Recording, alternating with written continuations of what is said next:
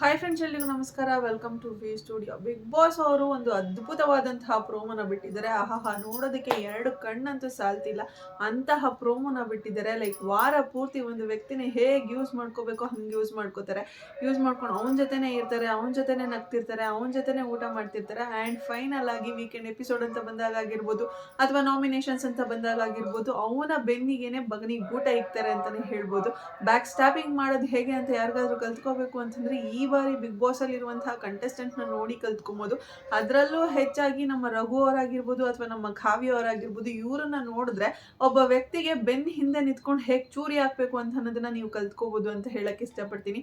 ಯಾಕೆ ಅಂತಂದ್ರೆ ಇವತ್ತು ಕಿಚ್ಚ ಸುದೀಪ್ ಅವರು ಒಂದು ಆಕ್ಟಿವಿಟಿನ ಮಾಡಿಸ್ತಿದ್ದಾರೆ. ಆ್ಯಂಡ್ ಆ ಆಕ್ಟಿವಿಟಿ ಮಾಡಿಸ್ಬೇಕಾದ್ರೆ ಕಿಚ್ಚ ಸುದೀಪ್ ಅವರು ಒಂದು ಲ್ಯಾಡರ್ ಮತ್ತೆ ಸ್ನೇಕ್ ಅನ್ನ ಕೊಟ್ಟಿದ್ದಾರೆ. ಆ್ಯಂಡ್ ಕಂಟೆಸ್ಟೆಂಟ್ಗಳಿಗೆ ಹೋಗ್ಬಿಟ್ಟು ನಿಮ್ಮ ಒಂದು ಈ ಬಿಗ್ ಬಾಸ್ ಜರ್ನಿಗೆ ಯಾರು ಲ್ಯಾಡರ್ ಆಗಿದ್ದಾರೆ ಹಾಗೆ ಯಾರು ಹಾವಾಗಿದ್ದಾರೆ ಅಂತ ಹೇಳಿ ನೀವು ಕಂಟೆಸ್ಟೆಂಟ್ನ ಮೆನ್ಷನ್ ಮಾಡಬೇಕು ಅಂತ ಹೇಳಿ ಆಕ್ಟಿವಿಟಿನ ಮಾಡಿಸ್ತಿದ್ದಾರೆ. ಅಲ್ಲಿ ಗಿಲ್ಲಿನ ಕೇಳಿದಾಗ ಗಿಲ್ಲಿ ಅವನ ಜರ್ನಿಗೆ ಲ್ಯಾಡರ್ ಆಗಿ ಅಂದ್ರೆ ನನ್ನ ಬೆಳವಣಿಗೆಗೆ ಕಾರಣ ಆಗ್ತಿರೋರು ಈ ಜರ್ನಿನಲ್ಲಿ ಕಾವ್ಯ ಅಂತ ಹೇಳಿ ಕಾವ್ಯನ ಸೆಲೆಕ್ಟ್ ಮಾಡಿದ್ದಾರೆ. ಬಟ್ ನಮ್ಮ ಕಾವ್ಯ ಅವರು ಗಿಲ್ಲಿಗೆ ಹಾವು ಅಂತ ಹೇಳಿ ಹಾವನ್ನ ಕೊಟ್ಟಿದ್ದಾರೆ. ಆ್ಯಂಡ್ ಅವ್ರು ಕೊಟ್ಟಿರುವಂತಹ ರೀಸನ್ ಎಷ್ಟು ಅದ್ಭುತವಾಗಿದೆ ಅಂತಂದ್ರೆ, ಲೈಕ್ ನನ್ನ ಕಾವು ಅಂತೆಲ್ಲ ಹೇಳಿ ಹೇಳಿ ರೇಗಿಸ್ತಾ ಇರ್ತಾನೆ. ಇದು ಎಲ್ಲೋ ನನ್ಗೊಂಥರ ಮುಜುಗರ ತರ್ತಿದೆ. ಆ್ಯಂಡ್ ಹೊರಗಡೆ ನಾನು ಬೇರೆ ರೀತಿ ಕಾಣಿಸ್ತಿದ್ದೀನಿ ಅಂತ ಅನಿಸ್ತಿದೆ. ಸೊ ನನ್ನ ಜರ್ನಿಗೆ ಇದು ಒಂಥರ ಹರ್ಡಲ್ ಆಗ್ಬೋದು ಅಂತ ಹೇಳಿ ನನ್ಗೆ ಅನಿಸ್ತಿದೆ. ಸೊ ಅದಕ್ಕೋಸ್ಕರ ನಾನು ಗಿಲ್ಲಿಗೆ ಹಾವು ಅಂತ ಹೇಳಿ ಕೊಡ್ತೀನಿ ಅಂತ ಹೇಳಿದ್ದಾರೆ. ಕಾವ್ಯ ಅವ್ರಿಗೆ ಇಷ್ಟು ಹೆಸರನ್ನ ಸಂಪಾದನೆ ಮಾಡೋದಕ್ಕೆ ಆಗಿರ್ಬೋದು, ಅಥವಾ ಇಷ್ಟು ದಿವಸ ಬಿಗ್ ಬಾಸ್ ಮನೆಯಲ್ಲಿ ಉಳ್ಕೊಳ್ಳೋದಕ್ಕೆ ಆಗಿರ್ಬೋದು, ಆ್ಯಂಡ್ ಈ ರೇಂಜ್ಗೆ ಬಿಗ್ ಬಾಸ್ ಮನೆಯಲ್ಲಿ ಸೇವ್ ಆಗಿ ಆಟನ ಆಡ್ಕೊಂಡು ಬರೋದಕ್ಕೆ ಆಗಿರ್ಬೋದು, ಅಲ್ಲಿ ಗಿಲ್ಲಿ ಕಾರಣ ಆಗಿದ್ದೇನೆ ಹೊರತು ಗಿಲ್ಲಿ ಯಾವತ್ತೂ ಅವ್ರಿಗೆ ಹರ್ಡಲ್ ಆಗಿಲ್ಲ ಅಂತ ಹೇಳಕ್ಕೆ ಇಷ್ಟಪಡ್ತೀನಿ. ನನ್ನ ಅಭಿಪ್ರಾಯ ಇದು. ಗಿಲ್ಲಿ ಕಾವ್ಯನ್ಗೆ ತುಂಬಾನೇ ಸಪೋರ್ಟ್ ಮಾಡ್ಕೊಂಡು ಬಂದಿದ್ದಾನೆ. ಕಾವ್ಯ ಎಷ್ಟೇ ಬ್ಯಾಕ್ ಸ್ಟ್ಯಾಬಿಂಗ್ ಮಾಡಿದ್ರು ಕೂಡ ಅಫ್ಕೋರ್ಸ್ ಅವಳು ಕೂಡ ತುಂಬಾ ಸತಿ ಗಿಲ್ಲಿಗೆ ಸಪೋರ್ಟ್ ಮಾಡ್ಕೊಂಡು ಮಾತಾಡಿದ್ದಾಳೆ. ಅದನ್ನು ಕೂಡ ನಾನು ಎಷ್ಟೋ ವಿಡಿಯೋಸಲ್ಲಿ ಮೆನ್ಷನ್ ಮಾಡಿ ಹೇಳಿದ್ದೀನಿ. ಬಟ್ ಇವ್ರಿಗೆ ನಾಮಿನೇಷನ್ ಅಂತ ಬಂದಾಗ ಅಥವಾ ಬೇರೆ ಇನ್ನೊಂದೇನೋ ಅಂತ ಬಂದಾಗ ಯಾವಾಗಲೂ ಗಿಲ್ಲಿ ಗಿಲ್ಲಿ ಗಿಲ್ಲಿ ಅಂತ ಹೆಸರು ತಗೊಂಡು ಒಂಥರ ರೂಢಿ ಆಗೋಗ್ಬಿಟ್ಟಿದೆ. ನನ್ನ ರಜತ್ ಅವರು ಇದ್ರ ಬಗ್ಗೆ ಕ್ಲಿಯರ್ ಆಗಿ ಒಂದು ಕ್ಲಾರಿಟಿನ ಕೊಟ್ಟರು. ಯಾಕೆ ಅಂದರೆ ಬಿಗ್ ಬಾಸ್ ಮನೆಯಲ್ಲಿ ಯಾರ ಜೊತೆ ಬೇಕಾದರೂ ಇರ್ಬೋದು, ಆ್ಯಂಡ್ ಯಾರ ಜೊತೆ ಇದ್ರೂ ಸಹ ಪ್ರಾಬ್ಲಮ್ ಆಗೋದಿಲ್ಲ. ಬಟ್ ಅಲ್ಲಿ ಗಿಲ್ಲಿ ಜೊತೆ ಯಾರಿರ್ತಾರೋ ಅದು ಪ್ರಾಬ್ಲಮ್ ಆಗ್ಬಿಡುತ್ತೆ. ಗಿಲ್ಲಿ ಜೊತೆ ಯಾರಿದ್ರೂ ಸಹ ಬಿಗ್ ಬಾಸ್ ಮನೆಯಲ್ಲಿರುವಂತಹ ಈ ಸತಿಯ ಕಂಟೆಸ್ಟೆಂಟ್ಗಳಿಗೆ ಅದು ಪ್ರಾಬ್ಲಮ್ಮೇ.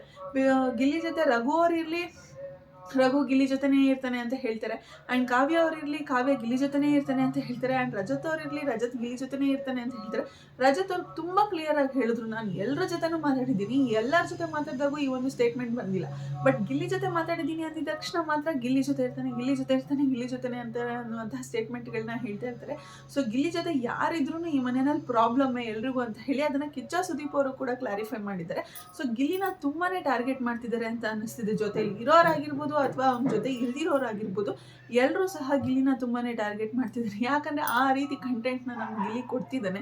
ಬಟ್ ಗಿಲ್ಲಿಗೆ ಒಂಚೂರು ಸ್ವಲ್ಪ ಮಾನ ಮರ್ಯಾದೆ ಅನ್ನೋದು ಇರಬೇಕು. ಯಾಕೆ ಅಂತಂದ್ರೆ ಅಷ್ಟು ಆ ವ್ಯಕ್ತಿನ ತುಳಿತಾ ಇದ್ರು ಕೂಡ, ಒಬ್ರು ಹೇಟ್ ಮಾಡ್ತಿದ್ರು ಕೂಡ ಅವರಿಂದನೇ ಹೋಗ್ತಾ ಇರ್ತಾನೆ. ಲೈಕ್ ನಂಗೆ ಅವ್ರು ಇಷ್ಟ ಅಂತ ಹೇಳಿ ಅವರಿಂದನೇ ಹೋಗ್ತಾ ಇರ್ತಾನೆ. ಅದನ್ನ ಬಿಟ್ಟು ಸ್ವಲ್ಪ ಮಾನ ಮರ್ಯಾದೆ ಅನ್ನೋದನ್ನ ಉಳಿಸ್ಕೊಂಡು ಹೋಗ್ಬೇಕು. ಟಾಸ್ಕ್ ಅಂತ ಬಂದಾಗ ಸ್ವಲ್ಪ ಸೀರಿಯಸ್ ಆಗಿ ಆಡಬೇಕು. ಇಷ್ಟನ್ನ ಮಾಡ್ಕೊಂಡು ಹೋಗ್ಬಿಟ್ರೆ ಅವನಂತಹ ಅದ್ಭುತವಾದಂತಹ ಟ್ಯಾಲೆಂಟ್ ಇರೋ ವ್ಯಕ್ತಿ ಯಾರು ಇಲ್ಲ ಅಂತ ಹೇಳಕ್ಕೆ ಇಷ್ಟಪಡ್ತೀನಿ.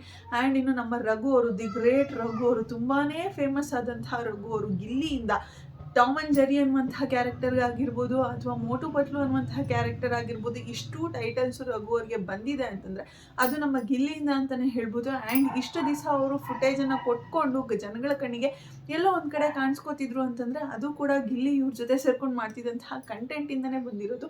ಗಿಲ್ಲಿ ಇಲ್ಲ ಅಂತಂದರೆ ಇವರ ಕಂಟೆಂಟ್ ಏನೂ ಇರೋದಿಲ್ಲ. ಲೈಕ್ ಗಿಲ್ಲಿ ಇವತ್ತೇನು ಹೇಳಿದ್ದಾನೆ ಪ್ರೋಮೋಗಳಲ್ಲಿ, ರಘು ಅಣ್ಣ ಬಂದಾಗ ಜಾಸ್ತಿ ಎಕ್ಸ್ಪೆಕ್ಟೇಷನನ್ನು ಇಟ್ಕೊಂಡಿದ್ರಿ, ಅದು ಇದು ಹಿಂಗೆ ಮಾಡ್ತಾರೆ ಬಾಡಿ ಬಿಲ್ಡ್ರು ಅಂತೆಲ್ಲ ಹೇಳಿ ಎಕ್ಸ್ಪೆಕ್ಟೇಷನ್ಸನ್ನು ಇಟ್ಕೊಂಡಿದ್ರಿ. ಬಟ್ ಅವರು ಬೆಳ್ಳುಳ್ಳಿ ಬಿಡಿಸ್ಕೊಂಡು ಅಡುಗೆ ಮನೆಯಲ್ಲೇ ಸೆಟ್ಲ್ ಆಗೋಗಿದ್ದಾರೆ ಅಂತ ಹೇಳಿ ಏನು ಸ್ಟೇಟ್ಮೆಂಟನ್ನು ಕೊಟ್ಟಿದ್ದಾರೆ, ಕರೆಕ್ಟ್ ಸ್ಟೇಟ್ಮೆಂಟನ್ನು ಕೊಟ್ಟಿದ್ದಾನೆ ಅಂತಲೇ ಹೇಳ್ಬೋದು. ಅದನ್ನು ಬಿಟ್ಟರೆ ಇವ್ರು ಏನೂ ಮಾಡ್ತಿಲ್ಲ. ಅಕಸ್ಮಾತ್ ಎಲ್ಲೋ ಅಲ್ಪ ಸ್ವಲ್ಪ ಕಾಣಿಸ್ಕೊಳ್ತಿದ್ರು ಅಂತಂದರೆ ಅದು ಗಿಲ್ಲಿಯಿಂದನೇ ಇವ್ರು ಕಾಣಿಸ್ಕೊಳ್ತಿದ್ದು. ಬಟ್ ಇವತ್ತು ಹರ್ಡಲ್ ಅಂತ ಬಂದಾಗ ಅದನ್ನು ಸ್ನೇಕ್ ಅಂತ ಬಂದಾಗ ಅದನ್ನು ಗಿಲ್ಲಿಗೆ ಕೊಡ್ತಿದ್ದಾರೆ. ಗಿಲ್ಲಿಯಿಂದ ಎಲ್ಲೋ ನನ್ನ ಆಟ ರದ್ದಾಗ್ತಿದೆ. ಆ್ಯಂಡ್ ಗಿಲ್ಲಿ ನನ್ನ ಪರ್ಸ್ನಾಲಿಟಿನ ತುಂಬಾ ಕುಗ್ಸೋ ಅಂತ ಕೆಲಸ ಮಾಡ್ತಿದ್ದಾನೆ ಅಂತ ಹೇಳ್ತಿದ್ದಾರೆ. ಅದೇನು ಪರ್ಸ್ನಾಲಿಟಿ ಕುಗ್ಸೋ ಅಂತ ಕೆಲಸ ಮಾಡಿದನೋ ಖಂಡಿತವಾಗ್ಲೂ ಗೊತ್ತಿಲ್ಲ. ಆ್ಯಂಡ್ ಗಿಲ್ಲಿ ಅಕಸ್ಮಾತ್ ಆ ರೀತಿ ಏನಾದರೂ ಮಾಡಿದಿದ್ರೆ ನೀವು ಸೀರಿಯಸ್ ಆಗಿ ಹೇಳಬೇಕಾಗಿತ್ತು ಗಿಲ್ಲಿಗೆ. ಲೈಕ್ ನೀನು ನನ್ನ ಪರ್ಸ್ನಾಲಿಟಿನೇ ಹಾಳು ಮಾಡ್ತಿದ್ಯಾ, ಬೇರೆ ಕಂಟೆಸ್ಟೆಂಟ್ಗಳ ಜೊತೆ ಕುತ್ಕೊಂಡು ಹೇಳೋದಲ್ಲ, ಪರ್ಸ್ನಾಲಿಟಿ ಹಾಳು ಮಾಡ್ತಾನೆ. ಆ್ಯಂಡ್ ತುಂಬಾ ಪರ್ಸ್ನಲಾಗಿ ಟಾರ್ಗೆಟ್ ಮಾಡ್ತಾನೆ ಅಂತ ಹೇಳಿ ಹೋಗಿ ಬೇರೆ ಕಂಟೆಸ್ಟೆಂಟ್ಗಳ ಜೊತೆ ಕುತ್ಕೊಂಡು ಹೇಳೋದಲ್ಲ. ಅವನ ಜೊತೆನೇ ಕುತ್ಕೊಂಡು ಹೇಳಬೇಕಾಗಿತ್ತು. ಇಷ್ಟು ದಿವಸ ಅವನ ಜೊತೆ ಕುತ್ಕೊಂಡು ತಿನ್ಬೇಕಾದ್ರೆ, ಇಷ್ಟು ದಿವಸ ಅವನ ಜೊತೆ ಫನ್ ಮಾಡ್ಕೊಂಡಿರ್ಬೇಕಾದ್ರೆ, ಇಷ್ಟು ದಿವಸ ಅವ್ನು ನಿಮ್ಮ ಮೇಲೆಲ್ಲ ಬಿದ್ದು ಒದ್ಲಾಡಬೇಕಾದ್ರೆ ಅಷ್ಟು ದಿವಸನೂ ಚೆನ್ನಾಗಿತ್ತು. ಬಟ್ ಯಾವುದೋ ಒಂದು ಇನ್ಸಿಡೆಂಟ್ ಆಯಿತು, ಬಟ್ಟೆ ಇನ್ಸಿಡೆಂಟ್ ಆಯಿತು ಅಂತ ಅಂದಿದ ತಕ್ಷಣ, ಗಿಲ್ಲಿ ಜೊತೆ ಏನೋ ಒಂದು ಇನ್ಸಿಡೆಂಟ್ ಆಯಿತು, ಅವ್ನು ಒಂದು ಸತಿ ನಿಮಗೆ ಬ್ಯಾಕ್ ಆಗಿ ಮಾತಾಡ್ದ ಅಂತ ಅಂದಿದ ತಕ್ಷಣ ನಿಮಗೆ ತಡ್ಕೊಳ್ಳೋದಕ್ಕಾಗ್ತಿಲ್ಲ, ಅವನ ವ್ಯಕ್ತಿತ್ವನ ಅಡ್ಜಸ್ಟ್ ಮಾಡ್ಕೊಳ್ಳೋದಕ್ಕಾಗ್ತಿಲ್ಲ ನಿಮಗೆ. ಅದೇ ಇಷ್ಟು ದಿವಸ ಹೇಗೆ ಅಡ್ಜಸ್ಟ್ ಮಾಡ್ಕೊಂಡಿದ್ರಿ? ಜಸ್ಟ್ ಏನೋ ಒಂದು ರಿಪೀಟ್ ನಿಮಗೆ ಮಾತಾಡ್ಬಿಟ್ಟ ಅಂತ ಅಂದಿದ ತಕ್ಷಣ ಅವನ ವ್ಯಕ್ತಿತ್ವನೇ ಕೆಟ್ಟದ್ದು ಅನ್ನೋ ರೀತಿ ನೀವು ತೋರಿಸ್ತಿದ್ದೀರಾ.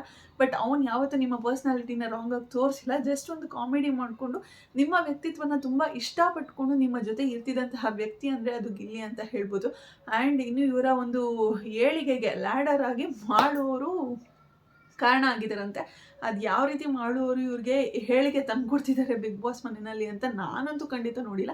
ಬಿಗ್ ಬಾಸ್ನ ಡೈಲಿ ನೋಡ್ತೀನಿ ಆ್ಯಂಡ್ ಅಪ್ ಟು ಡೇಟ್ ಅಪ್ಡೇಟ್ಸ್ಗಳನ್ನ ತಗೋತಾನೆ ಇರ್ತೀನಿ. ಆದರೂ ಕೂಡ ಇಷ್ಟೆಲ್ಲ ಮಾಡಿದ್ರು ಕೂಡ ನನಗೆ ಯಾವ ಒಂದು ದಿವಸನೂ ಕೂಡ ಲೈಕ್ ಮಾಡುವವರು ರಘು ಅವರ ಒಂದು ಹೇಳಿಕೆಗೆ ಕಾರಣ ಆಗಿದ್ದಾರೆ ಅಂತ ಹೇಳಿ ಯಾವತ್ತೂ ಅನಿಸಿಲ್ಲ.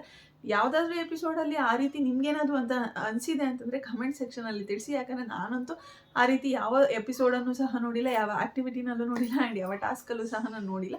ನೀವೇನಾದರೂ ನೋಡಿದರೆ ಕಮೆಂಟ್ ಸೆಕ್ಷನಲ್ಲಿ ತಿಳಿಸಿ. ಆ್ಯಂಡ್ ಇನ್ನು ದ ಗ್ರೇಟ್ ಅಶ್ವಿನಿ ಮೇಡಮ್ ಅವರಂತೂ ಒಳ್ಳೇದು ಬರಲಿ ಕೆಟ್ಟದ್ದು ಬರಲಿ, ಕೆಟ್ಟದ್ದ ಎಕ್ಸ್ಪೆಷಲಿ ಗಿಲ್ಲಿಗೆ ಕೊಡೋದು, ಒಳ್ಳೇದಂತ ಬಂದಾಗ ಇಷ್ಟು ದಿವಸ ಜಾನ್ವಿ ಅಂತ ಇದ್ದರು, ಜಾನ್ವಿ ಅವರು ಹೊರಗಡೆ ಹೋಗಿದ್ದಾರೆ. ಇನ್ಮೇಲೆ ಯಾರಿಗೆ ಕೊಡ್ತಾರೆ, ಯಾರು ಹಿಡ್ಕೋತಾರೆ ಅಂತ ನೋಡಬೇಕು. ಬಟ್ ಒಳ್ಳೇದು ಅಂತ ಬಂದಾಗ ಇವತ್ತು ರಕ್ಷಿತಾಗೆ ಕೊಟ್ಟಿದ್ದಾರೆ. ಲೈಕ್ ಲ್ಯಾಡರ್ ನನ್ನ ಏಳಿಗೆಗೆ ಕಾರಣ ರಕ್ಷಿತಾ ಅಂತ ಹೇಳಿ ಕೊಟ್ಟಿದ್ದಾರೆ. ಒಂದು ಕಾಲದಲ್ಲಿ ತುಂಬ ಹೇಟ್ ಮಾಡ್ತಿದ್ದಂತಹ ರಕ್ಷಿತಾ ಇವರ ಏಳಿಗೆಗೆ ಕಾರಣ ಆಗಿದ್ದಾಳಂತೆ. ಅದು ಹೇಗೆ ಏಳಿಗೆಗೆ ಕಾರಣ ಆದ್ಲು ಅನ್ನೋದು ಗೊತ್ತಿಲ್ಲ. ಅವ್ರು ಏನು ರೀಸನ್ ಕೊಡ್ತಾರೆ ಅಂತ ನೋಡಬೇಕು. ಆ್ಯಂಡ್ ಇನ್ನು ಇವ್ರಿಗೆ ಹರ್ಡಲಾಗಿ ಅಂದರೆ ಸ್ನೇಕ್ ಆಗಿ ಇವರ ಆಟಕ್ಕೆ ಇವ್ರನ್ನ ಕಚ್ಚೋದಕ್ಕೆ ಬರ್ತಿರೋದು, ಅಡ್ಡಿಯಾಗಿ ನಿಂತ್ಕೊಂಡು ಕಚ್ಚೋದಕ್ಕೆ ಬರ್ತಿರೋದು ಗಿಲ್ಲಿ ಅಂತ ಕೊಟ್ಟಿದ್ದಾರೆ. ಅಫ್ಕೋರ್ಸ್ ಗಿಲ್ಲಿನ ಕೊಡೋದ್ರಲ್ಲಿ ಒಂದು ಅರ್ಥ ಇದೆ ಅಂತಲೇ ಹೇಳ್ಬೋದು. ಯಾಕೆ ಅಂದರೆ ಅಶ್ವಿನಿ ಮೇಡಮ್ ಅವ್ರು ಏನೇ ಮಾಡೋಕ್ಕೆ ಹೋದ್ರೂ ಗಿಲ್ಲಿ ಅಲ್ಲಿ ಒಂದು ಟಾಂಗನ್ನು ಕೊಡ್ತಾ ಇರ್ತಾನೆ. ಟಾಂಗ್ ಕೊಡ್ತಾನೆ ಅಂತಂದರೆ ಲೈಕ್ ಇವ್ರು ಇರುವಂತಹ ವ್ಯಕ್ತಿತ್ವ ಆ ರೀತಿ ಇರುತ್ತೆ, ಅದಕ್ಕೆ ತಕ್ಕ ಹಾಗೆ ಇವ್ನು ಟಾಂಗ್ ಕೊಡ್ತಿರ್ತಾನೆ.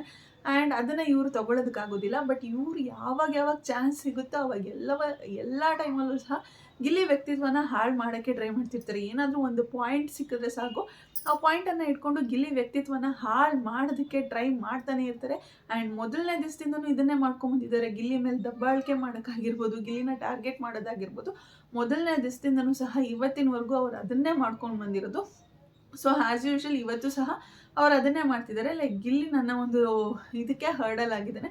ಆ್ಯಂಡ್ ಮನಸ್ಥಿತಿಗಳು ಹಾಳಾಗೋದಕ್ಕೆ ಗಿಲ್ಲಿ ಕಾರಣ ಅನ್ನುವಂಥ ರೀಸನನ್ನು ಕೊಡ್ತಿದ್ದಾರೆ. ಬೇರೆಯವ್ರ ಮನಸ್ಥಿತಿಗಳನ್ನೆಲ್ಲ ಇಟ್ಕೊಂಡು ನಿಮ್ಗೆ ಏನಮ್ಮ ಆಗಬೇಕಾಗಿದೆ, ಇದನ್ನೇ ಸುದೀಪ್ ಅವರು ಒಂದು ವೀಕಲ್ಲಿ ನಿಮಗೆ ಕ್ಲಿಯರ್ ಆಗಿ ಹೇಳಿದ್ದಾರೆ. ಲೈಕ್ ನಿನ್ನ ಆಟನ ನೀನು ಆಡಿ, ಬೇರೆಯವ್ರಿಗೋಸ್ಕರ ಸ್ಟ್ಯಾಂಡ್ ತೊಗೋಬೇಡಿ. ಅವ್ರವ್ರಿಗೆ ಸ್ಟ್ಯಾಂಡ್ ತೊಗೊಳ್ಳುವಷ್ಟು ಕೇಪಬಿಲಿಟಿ ಆ ಕಂಟೆಸ್ಟೆಂಟ್ಗಳಿಗೆ ಇದೆ. ನೀವು ಬೇರೆಯವ್ರಿಗೋಸ್ಕರ ಸ್ಟ್ಯಾಂಡ್ ತೊಗೋಬೇಡಿ, ನಿಮಗೋಸ್ಕರ ನೀವು ಸ್ಟ್ಯಾಂಡ್ ತೊಗೊಂಡು ಆಡಿ ಅಂತ ಅಶ್ವಿನಿ ಮೇಡಮ್ ಅವ್ರಿಗೆ ಕ್ಲಿಯರ್ ಆಗಿ ಹೇಳಿದರೆ. ಬಟ್ ಅವ್ರು ಮತ್ತೆ ಅದೇ ತಪ್ಪನ್ನು ಮಾಡ್ತಿದ್ದಾರೆ ಅಂತ ಅನಿಸುತ್ತೆ. ಎಲ್ಲೋ ಒಂದು 2 ವಾರ ಸುಮ್ಮನೆ ಇದ್ದರು, ಓಕೆ ಪರವಾಗಿಲ್ಲ, ಸುಮ್ಮನೆ ಆಗಿದ್ರು. ಇವಾಗ ಮತ್ತೆ ಅದನ್ನೇ ಸ್ಟಾರ್ಟ್ ಮಾಡ್ಕೋತಿದ್ದಾರೆ ಅಂತ ಅನಿಸ್ತಿದೆ. ಯಾಕಂದರೆ ಊಟ ಕೂಡ ಸುಟ್ಟರು ಹೋಗಲ್ಲ ಅಂತ ಹೇಳ್ತಾರೆ ನೋಡಿ, ಆ ರೀತಿ ಇರುವಂತಹ ವ್ಯಕ್ತಿತ್ವ ಅಶ್ವಿನಿ ಗೌಡ ಅವ್ರದ್ದು. ಸೊ ಅವ್ರು ಏನು ಹೇಳ್ತಿದ್ದಾರೆ ಅಂತಂದರೆ, ಮನೆಯಲ್ಲಿರುವಂತಹ ಮನಸ್ಥಿತಿಗಳು, ಮನೆಯಲ್ಲಿರುವಂತಹ ಕಂಟೆಸ್ಟೆಂಟ್ಗಳ ಮನಸ್ಥಿತಿ ಹಾಳಾಗೋಕ್ಕೆ ಮೇನ್ ಕಾರಣನೇ ಗಿಲ್ಲಿ ಅಂತ ಹೇಳ್ತಿದ್ದಾರೆ. ಆ ರೀತಿ ನನಗೆ ಯಾವತ್ತೂ ಅನಿಸಿಲ್ಲ. ಗಿಲ್ಲಿ ಒಬ್ಬರನ್ನ ನಗ್ಸೋದಕ್ಕೆ ಟ್ರೈ ಮಾಡ್ತಾನೆ ಹೊರತು ಅವರ ಮನಸ್ಥಿತಿಗಳನ್ನ ಹಾಳು ಮಾಡೋಷ್ಟು ಅತಿರೇಕದ ಕಾಮಿಡಿ ಮಾಡ್ತಿದ್ದಾನೆ ಅಂತ ಹೇಳಿ ನಂಗೆ ಅನಿಸ್ತಿಲ್ಲ. ಅಫ್ಕೋರ್ಸ್ ಒಂದೊಂದ್ಸತಿ ಆಡ್ತಾನೆ, ಬಟ್ ಆ ಒಂದು ನೀವು ಲೈನನ್ನು ಹಾಕ್ಬಿಟ್ರೆ ಆ ಲೈನ್ನ ಕ್ರಾಸ್ ಮಾಡಿ, ಸೀರಿಯಸ್ ಆಗಿ ಆ ಲೈನನ್ನು ಹೇಳ್ದಿದ್ದೀರಾ ಅಂತಂದರೆ ಆ ಲೈನ್ನ ಕ್ರಾಸ್ ಮಾಡಿ ಅಂತೂ ಅವ್ನು ಕಾಮಿಡಿ ಮಾಡೋದಕ್ಕೆ ಹೋಗೋದಿಲ್ಲ. ಯಾಕೆ ಅಂತಂದರೆ ಕಿಸ ಅಂತ ನಗ್ತಿರ್ತೀರ ಅವ್ನ ಜೊತೆ ಕೂತ್ಕೊಂಡು. ಅವ್ನೇನಾದ್ರು ಕಾಮಿಡಿ ಮಾಡ್ತಿದ್ದಾನೆ ಅಂತಂದರೆ ಎಲ್ಲರೂ ಕೂತ್ಕೊಂಡು ಅವನ ಜೊತೆ ನಗ್ತಿರ್ತೀರ. ಸರಿ, ಈ ವೀಕೆಂಡಲ್ಲಿ ಅವ್ನಿಗೆ ಕಳಪೆ ಕೊಟ್ಟು ಅವ್ನು ಜೈಲಲ್ಲಿ ಹೋಗಿ ಕೂತ್ಕೊಂಡಿದ್ದಾನೆ ಅಂದಿದ ತಕ್ಷಣ ಎಲ್ಲರೂ ಹೋಗಿ ಅಲ್ಲಿ ಜೈಲ್ ಹತ್ರ ಕೂತ್ಕೊಂತೀರ. ಸೊ ಅಲ್ಲಿ ಅವನೊಂದು ಕಾಮಿಡಿ ಮಾಡ್ತಾನೆ. ಕಾಮಿಡಿ ಮಾಡಿದಾಗ ಒಬ್ರಿಗೆ ಹರ್ಟ್ ಆಗುತ್ತೆ, ಒಬ್ರಿಗೆ ಖುಷಿ ಆಗುತ್ತೆ, ಒಬ್ರಿಗೆ ಇಷ್ಟ ಆಗುತ್ತೆ, ಒಬ್ರಿಗೆ ಇಷ್ಟ ಆಗೋದಿಲ್ಲ. ಸೊ ಅವ್ನು ಎಲ್ಲೇ ಇದ್ರೂ ಸಹ ಆ ರೀತಿ ಕಾಮಿಡಿ ಮಾಡ್ಕೊಂಡಿರ್ತಾನೆ. ಬೈ ಬರ್ತ್ ಅವ್ನ ನೇಚರ್ ಅದೇ ರೀತಿ ಬಂದ್ಬಿಟ್ಟಿದೆ. ಬಿಗ್ ಬಾಸ್ ಮನೆಯಲ್ಲಿ ಅವನು ಚೇಂಜ್ ಆಗಿ ಆಟ ಆಡ್ತಿರೋದಲ್ಲ, ಅವನು ಹೊರಗಡೆ ಕೂಡ ಇದೇ ರೀತಿ ಇದ್ದಿದ್ದು, ಆ್ಯಂಡ್ ಬಿಗ್ ಬಾಸ್ ಮನೆ ಒಳಗಡೆ ಕೂಡ ಅದೇ ರೀತಿ ಇದ್ದಾನೆ. ಸೊ ಅವ್ನು ಕಾಮಿಡಿ ಮಾಡ್ಬೇಕಾದ್ರೆ ಎಲ್ಲರೂ ಕೂತ್ಕೊಂಡು ಕಿಸ ಅಂತ ನಗ್ತಿರ್ತೀರ ಅವನ ಜೊತೆ. ಅದೇ ಪಾಯಿಂಟನ್ನು ಇಟ್ಕೊಂಡು ಒಂದು ನಾಮಿನೇಷನ್ ಅಂತ ಬಂದಾಗ ಆಗಿರ್ಬೋದು, ಅಥವಾ ಈ ರೀತಿ ಯಾವುದಾದ್ರು ಒಂದು ಆ್ಯಕ್ಟಿವಿಟಿ ಅಂತ ಬಂದಾಗ ಆಗಿರ್ಬೋದು, ಅವನ ಹೆಸರನ್ನ ತೊಗೊಂಡು ಚೆನ್ನಾಗಿ ಗುಮ್ತೀರ ಅವನಿಗೆ. ಸೊ ಅವನ ಜೊತೆ ಕೂತ್ಕೊಂಡು ನಗೋದು ಯಾಕೆ ನೀವು? ನಿಮ್ಗದು ಇಷ್ಟ ಆಗ್ತಿಲ್ಲ ಅಂದರೆ ಆನ್ ಸ್ಪಾಟ್ ಎದ್ದೊಟ್ಟೋಗಿ ಕೇಳಿಸ್ಕೊಂಬೇಡಿ ಅದನ್ನು. ಯಾರಿಗೆ ಇಷ್ಟನೋ, ಯಾರು ಎಂಜಾಯ್ ಮಾಡ್ತಾರೋ ಅವ್ನ ಕಾಮಿಡಿನ ಕೂತ್ಕೋತಾರೆ, ಎಂಜಾಯ್ ಮಾಡ್ತಾರೆ, ಖುಷಿ ಪಡ್ತಾರೆ, ಆ ಒಂದು ಟೈಮ್ನ ಸ್ಪೆಂಡ್ ಮಾಡ್ತಾರೆ. ಬಿಗ್ ಬಾಸ್ ಮನೆಯಲ್ಲಿ ನಿಮಗೆ ಯಾವುದೇ ರೀತಿಯಾದಂತಹ ಎಂಟರ್ಟೈನ್ಮೆಂಟ್ ಅನ್ನೋದಿಲ್ಲ. ಒಂದು ಟಾಸ್ಕ್ ಆಡಬೇಕು, ಒಂದು ಆ್ಯಕ್ಟಿವಿಟಿ ಮಾಡ್ಕೋಬೇಕು, ಇಲ್ಲಾಂದರೆ ನಿಮ್ಮಷ್ಟು ನೀವೇನಾದ್ರು ಮಾತಾಡ್ಕೊಂಡು ಖುಷಿಯಾಗಿ ಒಬ್ಬರ ಕಾಲೊಬ್ರು ಎಳ್ಕೊಂಡು ಆ ಒಂದು ಫನ್ ಮೂಮೆಂಟ್ನ ಎಂಜಾಯ್ ಮಾಡ್ಕೊಂಡು ಹೋಗಬೇಕು. ಆ ರೀತಿ ಎಂಜಾಯ್ ಮಾಡೋ ರೀತಿ ಗಿಲ್ಲಿ ಮಾಡ್ತಿದ್ದಾನೆ. ಬಟ್ ನಿಮಗೆ ಅದನ್ನು ತೊಗೊಳೋಕ್ಕಾಗ್ತಿಲ್ಲ. ಯಾಕೆಂದರೆ ನಿಮ್ಮ ಕೈಯಲ್ಲಿ ಯಾರಿಗೂ ಸಹ ಆ ರೀತಿ ಫುಟೇಜನ್ನು ಕೊಡೋದಕ್ಕಾಗ್ತಿಲ್ಲ, ಕಂಟೆಂಟನ್ನು ಕೊಡೋದಕ್ಕಾಗ್ತಿಲ್ಲ. ಒಂದು ವಾರ ಏನಾದರೂ ಗಿಲ್ಲಿ ಕಿಚ್ಚ ಸುದೀಪ್ ಅವ್ರು ಆ್ಯಕ್ಚುಲಿ ಇದನ್ನು ಮಾಡಿಸ್ಬೇಕು.